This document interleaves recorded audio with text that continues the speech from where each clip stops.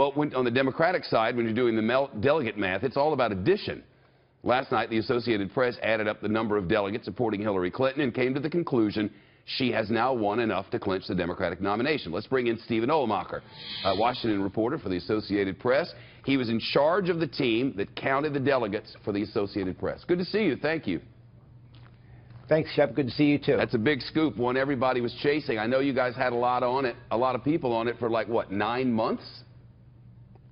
Well, we started late last year, and we had reporters in every state reaching out to the unpledged or superdelegates in each state, and we tracked them. We as we did surveys, we would update our account, and we wrote stories about it.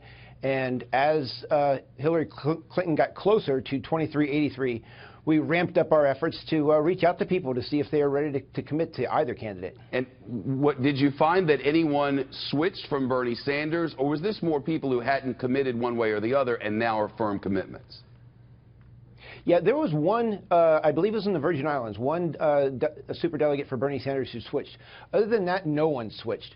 Early on, there was a superdelegate from Puerto Rico who had backed Hillary Clinton, and she switched to uncommitted simply because she said she wanted to hear what the candidates had to say about the financial crisis in Puerto Rico.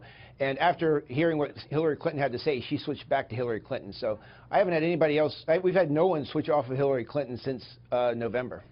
I'm curious about how the question was asked, because Bernie Sanders suggests, well, they could always switch over to me. You know, we could make the case that they would switch over to me. Were there any questions like, how sure are you about this?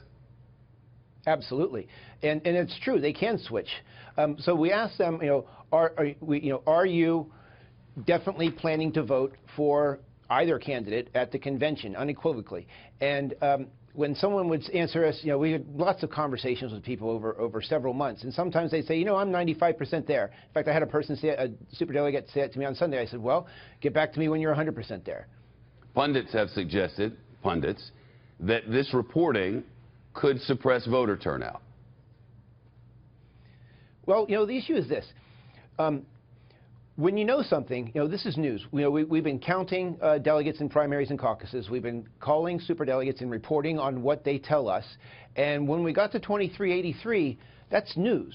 The fact that a candidate for the Democratic nomination has the support of enough delegates to win the nomination at the convention, that's news, and reporting the news is what we do. And that's why the news part is separate from the opinion part, so that the news people do their thing, and then the opinion people can do their thing?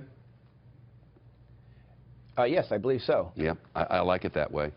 It's great to see you. I appreciate you coming by. Congratulations. It was a big scoop. I saw NBC nipping at your heels last night, but y'all were first. Appreciate it.